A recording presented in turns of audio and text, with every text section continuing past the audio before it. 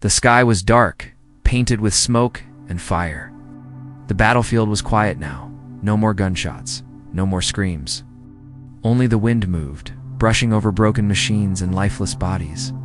The ground was covered in ash and blood. Metal armor melted with flesh. Human and alien bodies lay together, enemies in life, equals in death. In the distance, the sound of heavy boots echoed. Alien soldiers moved slowly through the wreckage, checking for survivors. One soldier looked around nervously. "She's here," another whispered. "Don't say her name." Too late. The third spoke the word. "The widow." Their voices shook with fear. Asterisk, they say. She lost everything. Her mate. Her reason to live. Now she walks among the dead, searching for something only she understands. Through thick smoke, a tall female figure appeared. She was not human. She was armored in black and red, the color of war. Her eyes glowed like molten fire. Her long, sharp fingers curled with power. She didn't run. Steady like death itself. Soldiers stopped and cleared her path. No one dared to speak to her. No one dared to look into her eyes. They feared her. Even her own kind. She was Corel once, a proud war commander. Now, only called the widow. Corel moved. Between the bodies, her head turned slowly, scanning each broken shape. Her expression was blank. But her eyes never rested. She stopped. She had heard something. A sound, faint, almost forgotten. A heartbeat. She knelt. Brushing aside a burned piece of cloth, beneath it, barely alive, was a human male soldier. His skin was pale, his uniform torn. Blood covered his side. His chest rose and fell, weak but still breathing. Corel stared at him. Her hand rose, long claws out, ready to strike. This was a human, her enemy. The ones who killed her mate. The human opened one eye, blue, weak, full of fear. Something else. Peace, not begging, not angry, just still. Corel's hand stopped. She watched him. The fire behind her crackled. Smoke blew past her face. Seconds passed. Then, she did something no one expected. She put away her claws. She reached out and lifted the human in her arms. He was light, fragile. His head fell against her shoulder. Alien soldiers nearby stared, confused and scared. She's not killing him. Why is she holding him like that? Is this a trick? Corel said nothing. Her face remained cold, but her hands were gentle. She turned and walked away, carrying him like a mother carries her child. They all feared her, till she cradled a broken human in her arms. Camera slowly zooms out. Corel disappears into the smoke with the human soldier in her arms. The battlefield fades behind them. The war continues elsewhere. But here something new has begun. The night was darker on the edge of the planet, where no stars reached and machines no longer hummed. A silent wind moved across cold stone, brushing dust over old ruins. It was here far from the eyes of her people that Corel brought the broken human. She laid him down on a flat metal slab inside a small, abandoned shelter, once a scout station, now forgotten. The walls were cracked, the ceiling half gone. It was not meant for healing, but it would have to do. Corel stood still for a long time. The human's chest rose and fell, slow and shallow. His breath rattled. He was close to death, but not dead yet. Her eyes moved over him like a scanner counting injuries, blood loss, broken bone, burned skin. A weak creature, she thought. Yet something in her had stopped the killing blow. And now she was here watching over him. Her hand hovered above his forehead but never touched. She remembered her mate's final words. Kindness is not weakness. It is power few understand. Those words haunted her. She turned away and activated a small console on the wall. Somehow, the system still worked. She used it to warm the shelter slightly and drew water from old reserve tanks. She didn't speak. Her kind rarely used words when alone. Her silence was not empty, it was control. Later, she returned to the human and placed a few drops of water on his cracked lips. He did not wake, but he moved just a little. Enough she sat against the wall. Weapon still in hand, eyes never leaving him. The next cycle began. He woke with a gasp, his body jerked, eyes wild with fear. He tried to sit up, then collapsed, groaning. Pain took him fast. Panic came after. She stood. The human saw her, his face twisted in terror. He crawled backward until he hit the wall behind him. His voice shook. Don't kill me." Corel tilted her head. He was speaking the human language rough, but she understood it. She said nothing. The human looked around, confused. Where am I?" Still, she didn't answer. His eyes moved to his injuries. He noticed the bandage's alien cloth. Clean and tight. His breathing slowed, not from relief, but confusion. "You saved me," he said, whispering as if the idea itself didn't make sense. Corel's face showed no reaction. "Why?" he asked. "Why didn't you finish me?" She turned away. The sound of his voice stirred something in her chest, a strange weight.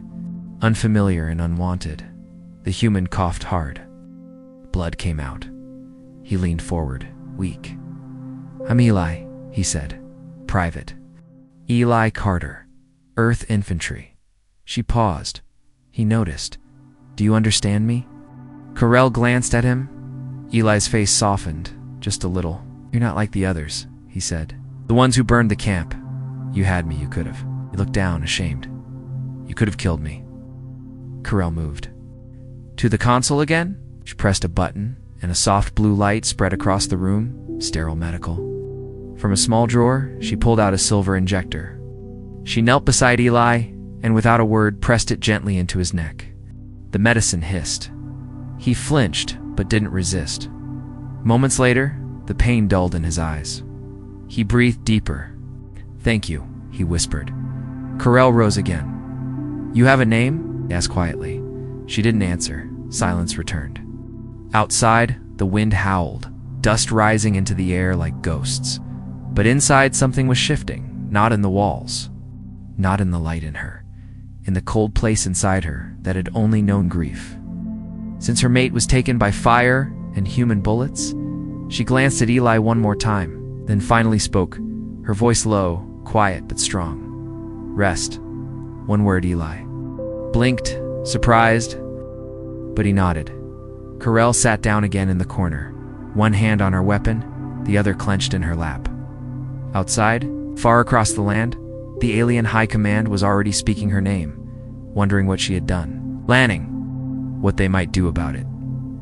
But in that small ruin, a strange kind of peace lived for now. The killer and the soldier. The widow and the broken human. And neither of them knew how much their choice would change everything. The storm hit at night, no warning, no mercy. Lightning tore through the alien sky, casting sharp flashes across the ruins. Winds howled like beasts, and the shelter groaned as if the bones of the dead were waking beneath the ground. Corel stood at the broken doorway, her figure tall and still. Her eyes glowed faintly in the dark, watching the chaos outside. Dust whipped around. Her armor. She didn't flinch. Behind her, Eli slept on a thin mat. His breathing was better now. The medicine had worked. His color was returning, though his wounds still ached with every breath. He dreamed of home, of green trees and water that didn't taste like metal. But even in dreams, he could feel something. Watching.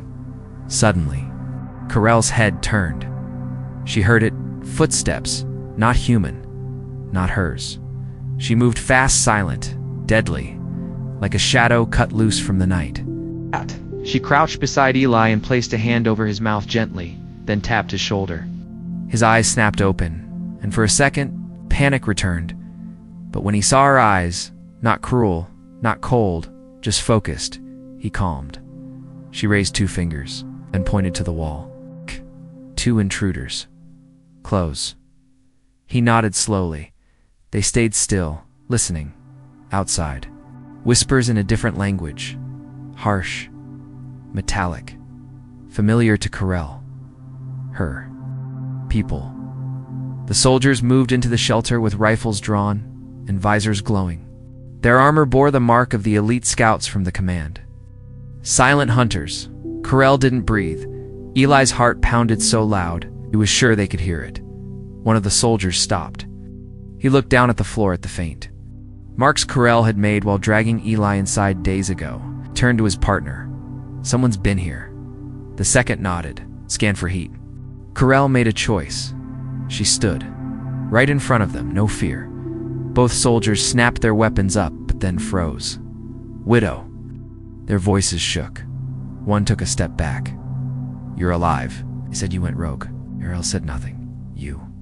You're hiding something, the other whispered, almost to himself. What is it? She walked toward them slowly, every step deliberate. Her hand never touched her weapon. You shouldn't be here, she said. The younger soldier's hands trembled. You helped a human. Is it true? Long pause. Yes, she said. One word. Heavy as a warship. The older soldier stepped forward. The High Command will not allow this. He is an enemy, a threat. Corell's eyes narrowed. He is wounded. He is a soldier, the other replied. And if you protect him, then you are no longer one of us. Corell's voice was low. I never was. Without warning, the younger soldier raised his weapon, fingers tight on the trigger. I'm sorry, widow. Shh. The blast never came. Corell moved faster than thoughts, striking his weapon aside, spinning him to the ground. The other tried to react, but she was already there. One kick to the side, one twist, and both lay groaning on the floor. She didn't kill them, but she looked down at them like she could. You will tell no one. She said, if you do, I'll... No. The younger soldier, bleeding from the nose, looked up. His voice broke. Why him? Why now? Corell looked toward the back, where Eli now stood, weak but watching. She didn't answer the soldier. She didn't need to. She turned, grabbed her gear, and motioned for Eli. We leave now, she said. Eli hesitated. What about them? Corell glanced back once. They'll live. Eli limped toward her, every step painful, but he didn't complain, not once. He followed her into the storm. The wind screamed around them as they crossed the empty land. Flashlights danced in the sky, drones scanning from above. Corell kept low, moving with unnatural speed and grace, always 2 steps ahead. Eli struggled to keep up. At one point, he fell. She turned, walked back, and without a word, lifted him onto her back, the human soldier. Carried by the alien widow again, but this time, he didn't feel like a prisoner. He felt safe. They reached the canyon at dawn. The sun was dull and red behind clouds of smoke. Below them lay the forgotten city, broken towers, shattered glass, and tunnels deep underground. Corell pointed. We hide there. Eli looked down then. At her, they're going to hunt you now, aren't they? Yes, 'cause of me. Corell didn't blink. Yes. Eli's throat tightened. You didn't have to save me. She looked at him, and for the first time something flickered in her voice. Not anger, not sorrow, purpose. I did. They moved down into the ruins, just as ships screamed across the sky behind them. Alarms began to echo in the distance. The hunt had begun, but so had something else. Something dangerous. Something neither side had words for. Asterisk, the ruins swallowed them whole, down through the cracks of an ancient alien city, once shining with pride and now forgotten under centuries of dust. Corell led Eli deeper into the underworld. Faded lights blinked weakly above them. Steel walls wept with rust. Silence here was not peaceful. It was watching. Eli limped beside her, wrapped in a makeshift cloak. His wounds were healing slowly, but his legs still ached. He hadn't spoken for hours. Neither had she. Not until they reached the heart of the ruins. A great hall opened before them. Once a council chamber, perhaps. Now a hollow echo of the past. The ceiling had caved in long ago, allowing beams of dusty red sunlight to pour in like searching fingers. Vines crept through the cracks. Forgotten banners of Corell's people hung shredded from the walls. She stopped. This was my city, she said, her voice quiet, almost reverent. Eli looked around, eyes wide. "You grew up here?" She shook her head. "I was trained here. We were warriors. We believed in control, honor, balance." He touched a broken pillar. "What happened to it?" Her gaze didn't leave the old stone. "Your kind happened." Words weren't cruel, just ... true. Eli stepped back, ashamed. "I didn't choose this war." She turned to him. "None of us did." For a moment, the air between them was heavy. Not with hate, but with history. Eli sat down slowly, breathing hard. "I was just a scout. I wasn't supposed to fight. I sent reports, mapped terrain. That day, the day you found me. I was only watching. I didn't even fire a shot." Corell knelt beside a small console, brushing dust away from a round metal pad. It lit up faintly. "You were lucky," she said. He gave a tired laugh. Didn't feel like it at the time. She pressed her hand to the console. Quiet chime rang out. Hidden panels slid open on the wall behind them, revealing a chamber untouched by the decay. Inside, a small pod glowed bluer field unit, medical grade, still operational. Eli's eyes widened. That could heal me?" Corell nodded. "It will, but it's yours," he said. "Your people, my people, left this place to die," she said simply. "But it remembers me." She helped him to his feet and guided him into the pod. As he lay back, the machine hummed to life. Soft light scanned his body. The lid closed slowly. He looked at her through the glass. "Why? Are you doing this?" he asked, voice muffled. Corell looked down at him. Her answer came slow, heavy. "Because I buried my mate near here. I thought I would die beside him, but I didn't." The pod hissed, beginning its work. "I hated your kind," she continued. Almost to herself, every face reminded me of fire. Screams. "But yours..." She stopped. Eli tried to speak, but sleep took him first. Corell stood guard beside the pod, unmoving as the hours passed. Outside the chamber, far above the ruins, the sky shimmered with warships. The hunt was closing in. At night, she dreamed.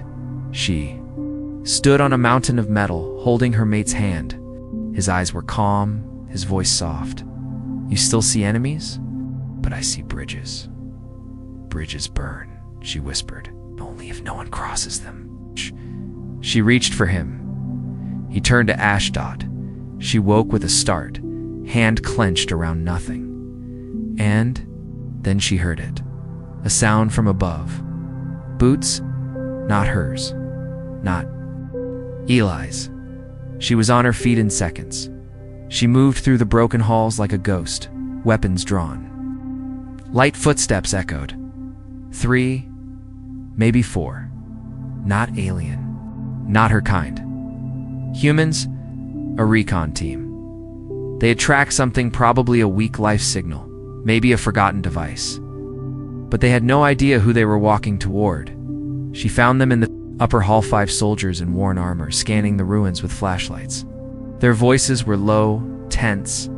Command said this area's dead. "Why are we even she? You hear that?" Corell stepped into the light.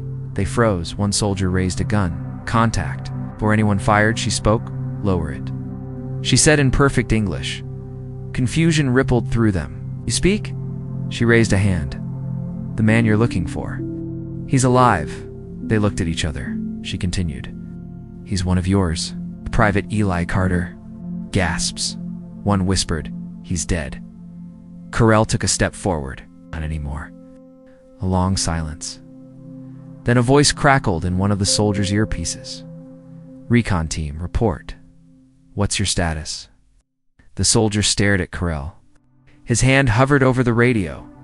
"Do you have a visual?" He paused. "No," the soldier said. "Nothing here but ruins." The others looked at him in shock, but said nothing. Corell nodded once. "Thank you." They turned and left, disappearing. Into the dark, when she returned, Eli was awake, sitting up in the pod. His eyes searched her face. "What happened?" She sat beside him. "Your people came, and I told them nothing." Eli looked at her, then smiled weakly. I think I owe you my life twice now. Corell didn't smile, but her voice was softer, or not even yet. Outside, the stars burned low, but in the heart of the dead city, two survivors shared something strange, something almost forgotten. Trust * time moved strangely beneath the dead city. Eli covered faster than he expected. The pod had done more than heal his wounds. It had cleared the fog in his mind. For the first time in days, his body didn't ache with every breath. But the quiet between him and Corell had grown longer, heavier. She spent her hours patrolling the ruins in silence, eyes always scanning the dark tunnels above. She moved like she expected death around every corner. Eli, walking on his own, sat by one of the cracked archways one night, staring out into the glow of alien stars. He heard her footsteps before she spoke. You shouldn't be out here. Alone I'm not, he said. You always find me. She stepped beside him, tall and still, the red glow of her armor dimmed, now camouflage for the broken world around them. For a moment, neither spoke. Then Eli looked up at her. You ever wonder if this war started for the wrong reasons? Corell didn't answer right away. She finally sat beside him, her voice low. We were told humans attacked first. You struck out of fear, that we had to answer to survive. Eli gave a short laugh. We were told you invaded for control, that your kind wanted to wipe us out. Corell's eyes narrowed. Maybe both stories are lies. Maybe the truth's somewhere in the middle. She looked out toward the sky. The ones who start wars rarely fight them. Eli leaned back against the cold stone. I used to think I hated your kind. I had dreams of revenge. But now I don't even know who I was before you found me. Hey, we're dying, she said. I was, he agreed. And then a monster saved me. She turned to him sharply, her voice colder now. Is that what I am to you? Eli's eyes didn't flinch. Not anymore. Silence again. He shifted forward. Elbows on knees. I keep thinking about that Datha battlefield. I thought you were going to kill me. I was ready. But you looked at me like you saw something. I did, she said. What? She hesitated. Then finally, you were alone, just like me. Eli swallowed. The wind moved around them, like a whisper of ghosts. Suddenly, the ground rumbled, distant, deep like something ancient had stirred in its sleep. Corell stood instantly, hand on her weapon. Movement, underground. Eli rose beside her. Earthquake. No, machines. She pulled a device from her belt-told alien tech, a tracker. It blinked red. They've found us. Eli's chest tightened. Your people. Now, she shook her head slowly. No, something worse. He stared at her. What's worse than a hunting party? Corell didn't answer. She simply moved fast, leading him back into the inner chambers. The lights flickered as they passed through hall after hall, deeper, into the remains of her old world. Finally, she stopped before a sealed door. Symbols glowed faintly along its edge. Eli watched as she placed her hand on the panel. What is this? He asked. A vault, she said. From before the war. Before we split into soldiers and ghosts. The door hissed open. Inside was something strange. A circular room, lit by a soft white glow. Holograms hovered in the air, old records, maps, of both alien and human territories. In the center, a single console, untouched by time. Eli stepped in slowly. What is this place? Corell replied quietly. A truth chamber. He looked around. Truth about what? Our first contact? The war. The ones who started it. The ones who profited from it. Eli turned toward her, eyes wide. You knew? She nodded once. But no one wanted to listen. Not then. Why show me now? Corell looked at him this time, not as an enemy, not as a wounded thing, but as something more. Because you're not like the others. Because you survived. Eli stepped to the console. His fingers hovered above. The controls? You want me to see everything? I want you to understand. But before he could touch it, a sharp, metallic sound echoed from the tunnel behind them. Footsteps, heavy, mechanical. Corell turned toward the door. Too late, Eli. backed away from the console. What is it? Carell's eyes burned. Hunters, not mine, not yours. Then who they were made in secret, she said, voice tight. By those who wanted this war to never end. From the dark red lights appeared, a dozen, and more tall figures stepped into view, metal bodies, weapons built into their arms, no faces, no voices, only programming, kill anything breathing. Carell pushed Eli behind her. Stay low. He pulled his old sidearm, a weak pistol now, but held it firm. I'm not hiding this time. The first machine stepped forward, scanning Carell. Defector. Classified hostile. Its arm whirred and shifted into a blaster. Carell smiled coldly. So are you. And then the chamber exploded into fire. Asterisk smoke filled the chamber. Blaster. Fire tore through the air, hot and bright, lighting up the ancient vault like a thunderstorm of light. The machines moved without hesitation. No fear, no thought, just cold purpose. Carell met them head-on. She moved like a shadow wrapped in armor, dodging, striking, her blade flashing as it cut through steel and circuits. Sparks flew with every hit. One machine dropped, its chest sliced open. Eli took cover behind a fallen console. His pistol shook in his hands, but he fired anyway, and aimed for the red sensors. One shot hit, shorting a bot's left arm. Staggered, turned to him. Eli, Carell shouted. He ducked as the machine fired, heat searing over his shoulder. Carell leapt from above, landing hard on the bot, her elbow driving it to the ground. She tore the head from its neck. Two more rushed in. She was fast, but not invincible. One bot caught her by the leg, slamming her into the wall. Eli cried, outrunning toward her without thinking. He grabbed a metal rod and swung wildly at the machine's side. It barely noticed until Carell drove her knee into its core. Cracking it open from within, it collapsed, twitching. She stood, breathing hard, her armor scorched and cracked. Blood dark and alien dripped down her side. Eli looked at her. You're hurt? I've had worse, she said. More machines poured in from the upper tunnels. Their lights glowed like hunting eyes. Carell grabbed Eli's wrist. We run now? But the console? They'll destroy it. And us with it. She activated a sequence on her wrist device. The vault door behind them slid open, another hidden passage. They ran, through tight tunnels, ancient halls forgotten, even by her kind.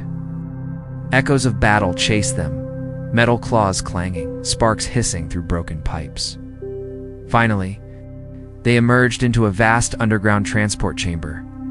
Huge platforms rested on magnetic rails, old military transports, rusted and silent.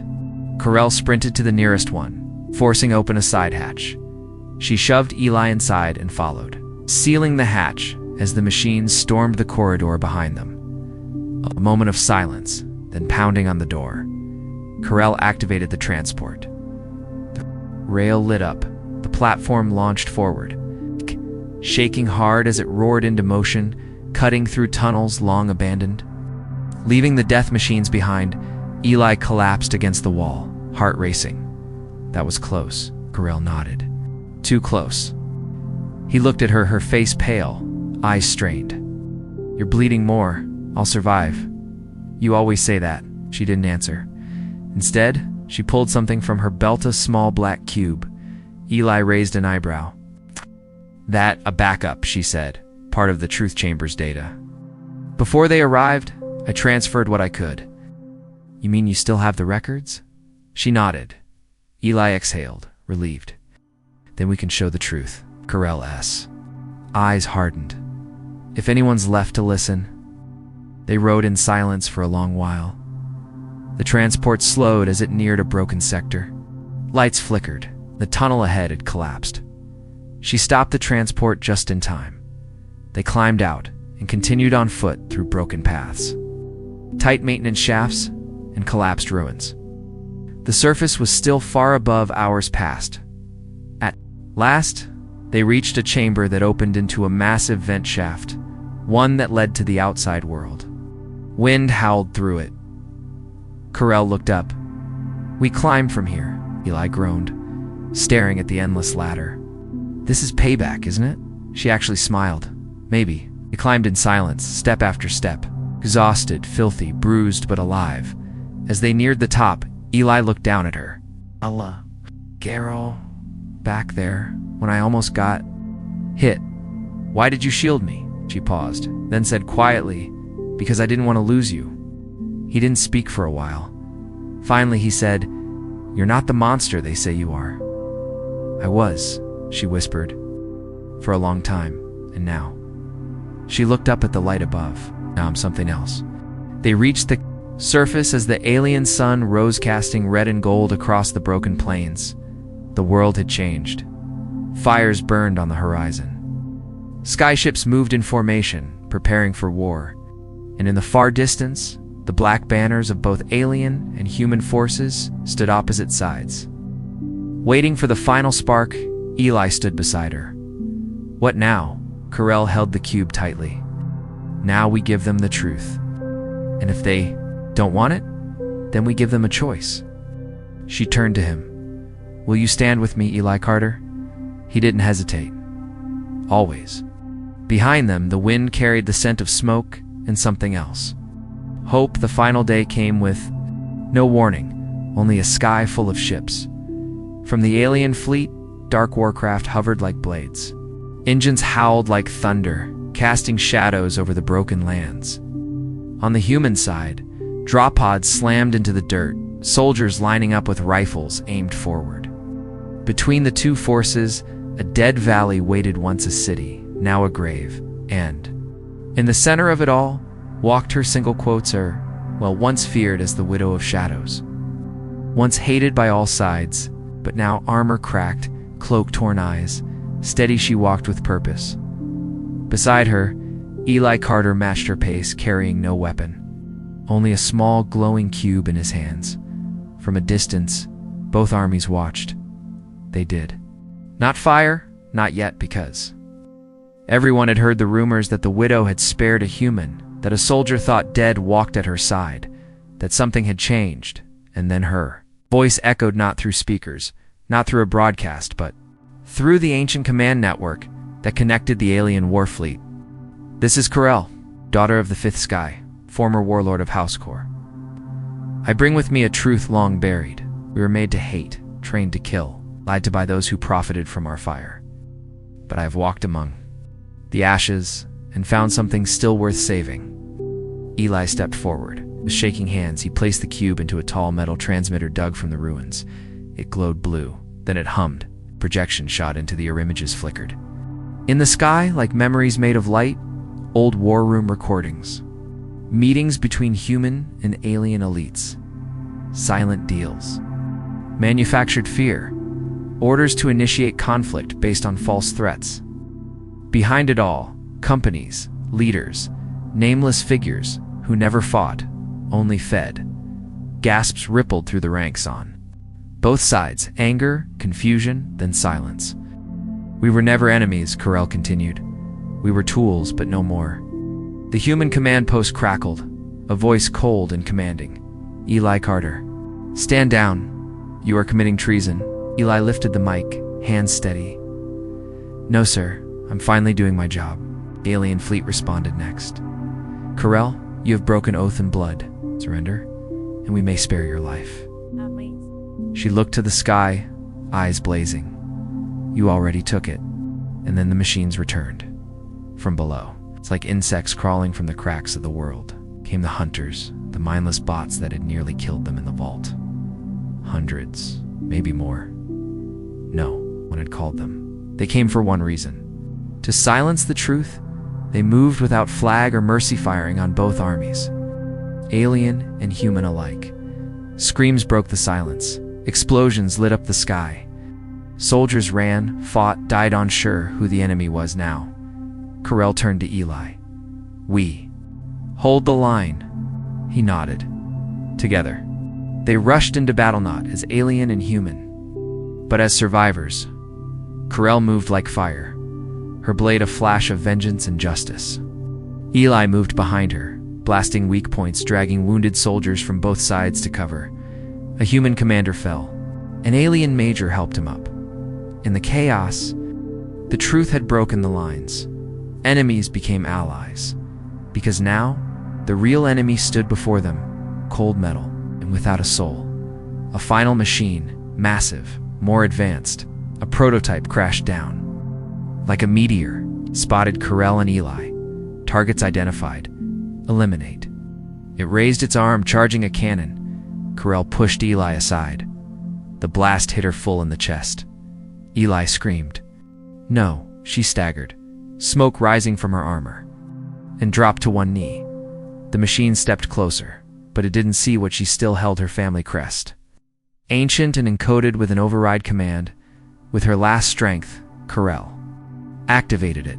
The signal burst through the battlefield, pulsing like a wave. The machines froze .stutt,